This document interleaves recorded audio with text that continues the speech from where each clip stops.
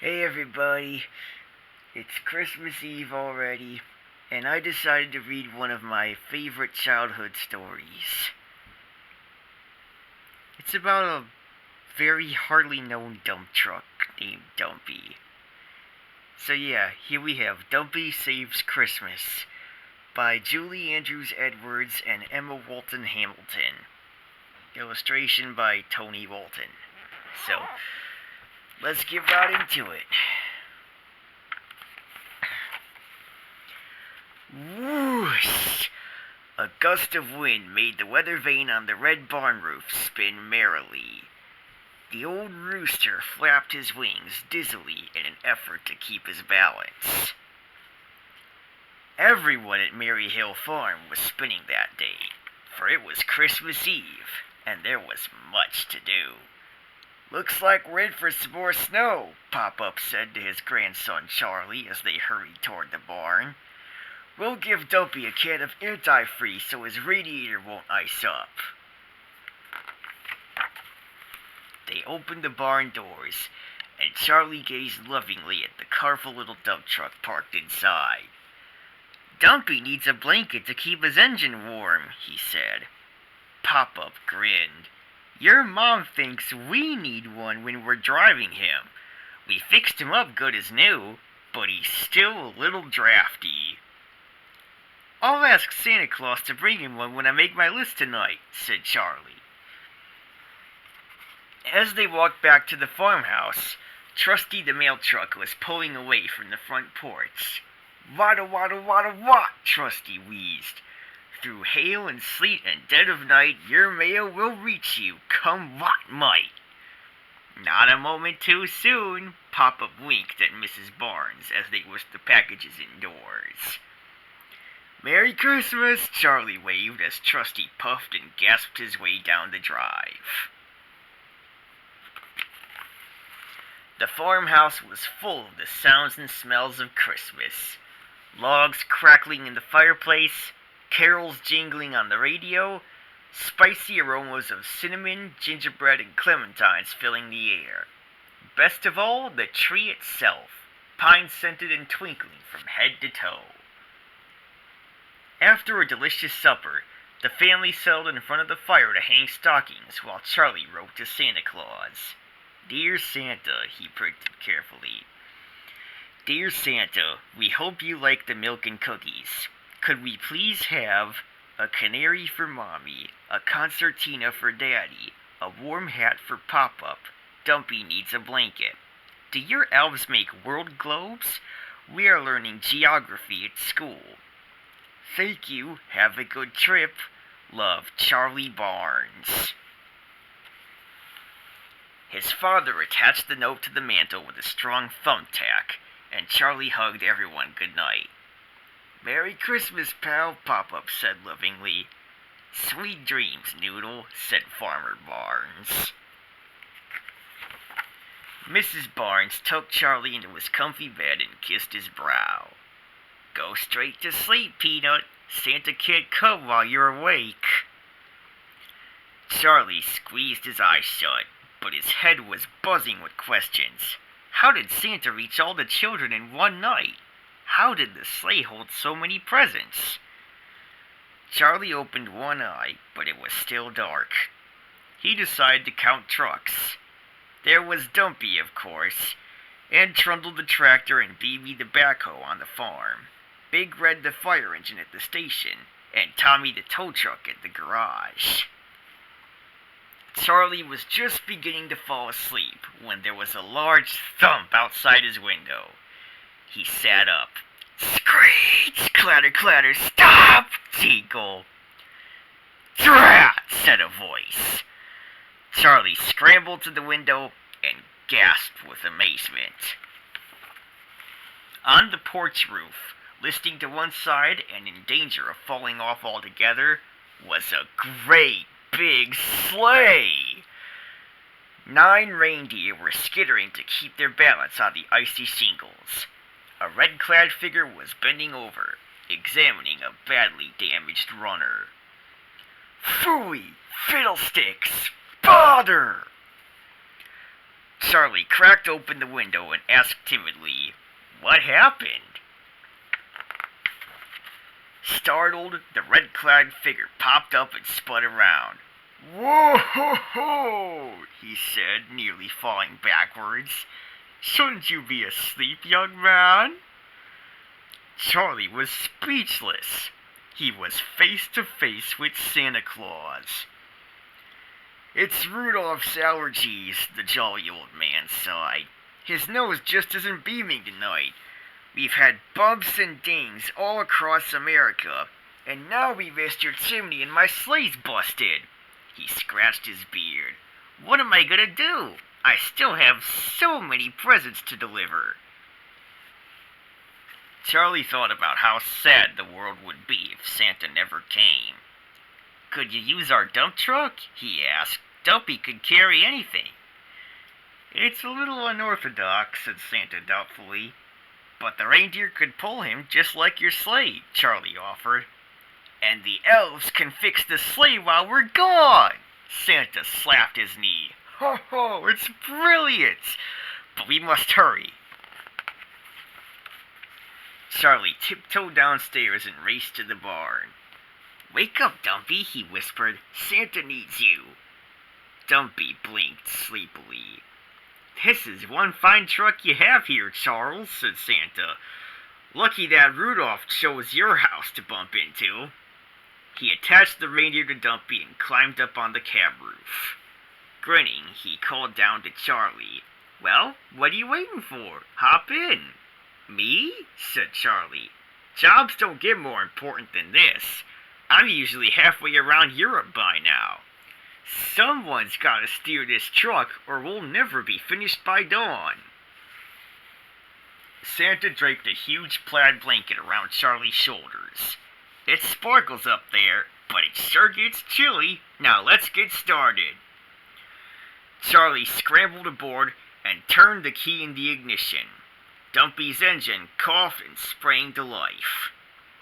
The reindeer strained in their harness as Santa gave the command. "On Dasher! On Donner! On Comet! On Blitzen! On Dumpy!" yelled Charlie, and they soared into the night.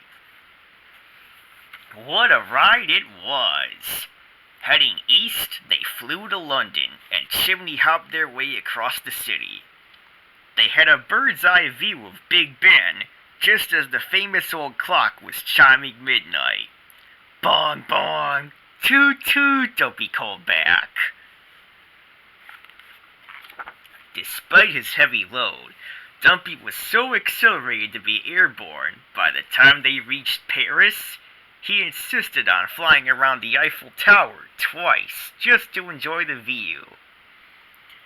They zoomed over the Swiss Alps, sparkling in the moonlight, dropping packages to every cozy chalet nestled in the snow.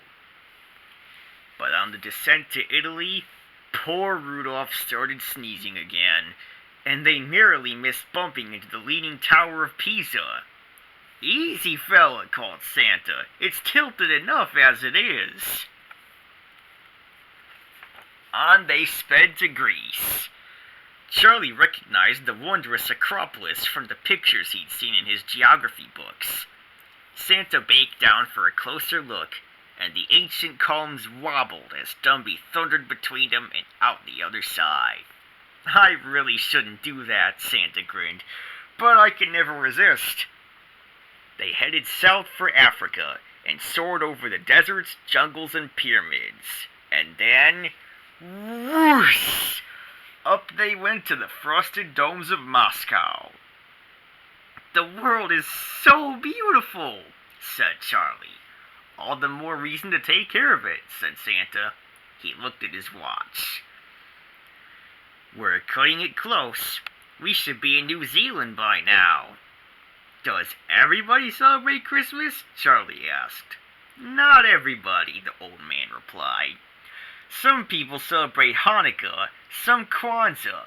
Some celebrate different things at different times of year. But everyone carries a message of love in their heart, no matter what their language or when they celebrate."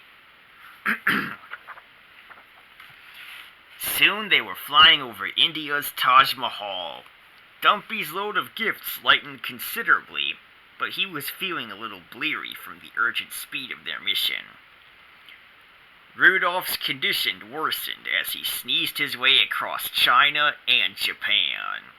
"Hang in there, old fellas," called Santa. "Vacation next week. You'll get your glow back." But as the moon faded, Santa found it even harder to navigate. "Australia's around here somewhere. If only we had more light." "Headlights!" Charlie cried, and flipped the switch on the dashboard. Dumpy careened across the outback like a blazing comet, narrowly missing several startled kangaroos and sleepy koala bears. Moments later, they glimpsed the faintest lavender blush on the horizon. "There's the dawn," Santa pointed. "We're never gonna make it, Chuck." And indeed, as they delivered packages across Hawaii, the islands were already glowing like amethysts on a jeweled necklace. "Oh, please, Dumpy," Charlie cried. "Think of all the children. Isn't there something more you can do?"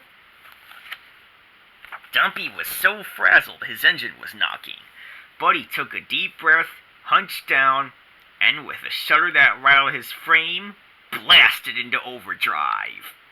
"Vroom, vroom," he roared, and they rocketed up the East Coast.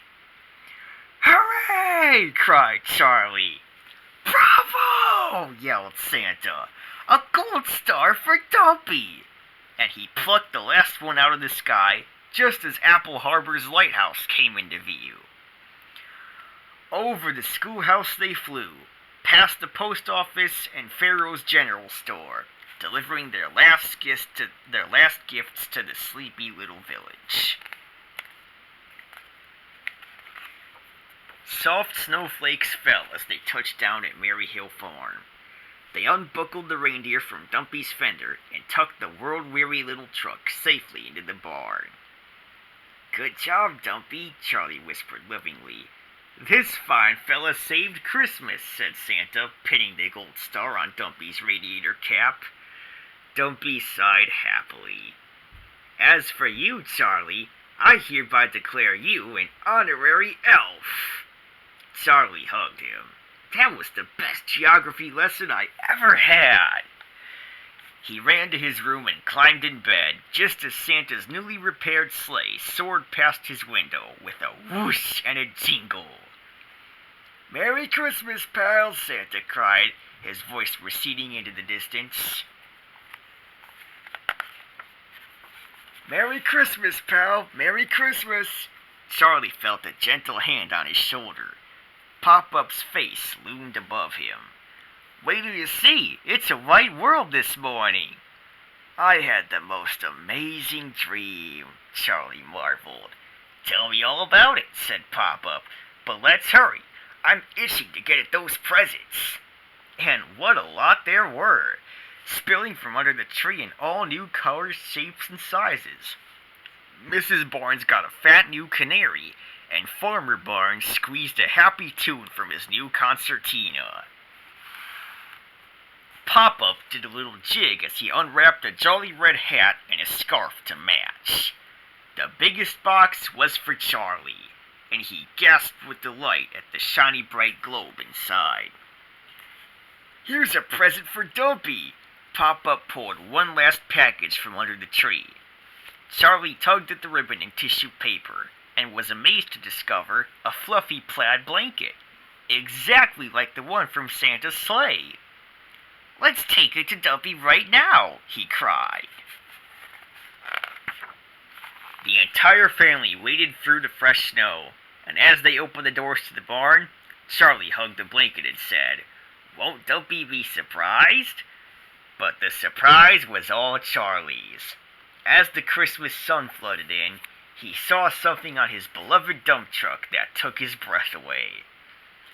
Sparkling and winking on Dumpy's radiator cap was a glorious gold star. "How did that get there?" Mrs. Barnes asked. Pop-Up scratched his beard. "Beats me," he replied. Perhaps Charlie hadn't been dreaming after all. And that's the end.